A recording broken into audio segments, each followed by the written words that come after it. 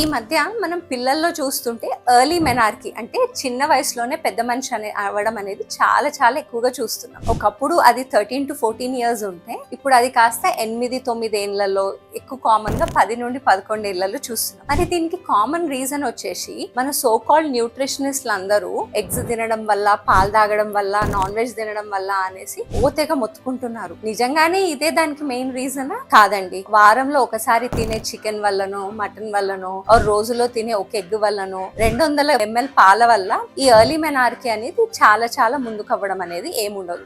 Main దీనికి reason వచ్చేసి పిల్లల్లో కూర్చోవడం అనేది పెరిగింది. ఎందుకు? స్క్రీన్ టైం పెరగడం వల్ల. అండ్ జంక్ ఫుడ్, విపరీతమైన జంక్ ఫుడ్ తినడము, sugary foods like cakes, sweets, bakery food items, ఈ చిప్స్ ఇట్లాంటివి తినడం వల్ల వాళ్ళలో ఒబేసిటీ టెండెన్సీ పెరగడము, వాళ్ళలో వచ్చే హార్మోనల్ ఇర్రెగ్యులారిటీస్ కారణంగా ఈ ఎర్లీ మెనార్కీ అనేది చూస్తున్నాం. దీనికి తోడు అసలు సన్లైట్ ఎక్స్పోజర్ లేకపోవడము, బయటికి వెళ్ళి ఆడుకోవడం అనేది లేకపోవడం వల్ల ఇది చూస్తున్నాం. కానీ మనం తినే ఈ కొన్ని ఫుడ్స్ వల్ల ఇది అవుతుంది అంటే అది 100% ఫాల్ట్. ఇవి కూడా తినడం ఆపేస్తే మన పిల్లలకు మనం రైట్ న్యూట్రిషన్, ప్రోటీన్ కంటెంట్ ఎక్కడి నుండి ఇస్తాము? సో ఇవన్నీ పిచ్చి అపోహలు మాత్రమే. మీ పిల్లలకి ఖచ్చితంగా ఎగ్స్, ఒక లిమిట్ లో మిల్క్, ఇవన్నీ కంపల్సరీ ఇవ్వండి. దీనితో పాటు వాళ్ళకి హెల్దీ ఫుడ్ అలవాటు చేయండి, బయటికి వెళ్ళి ఆడుకోవడము, హెల్దీ లైఫ్ స్టైల్ అనేది అలవాటు చేయండి. Thank you.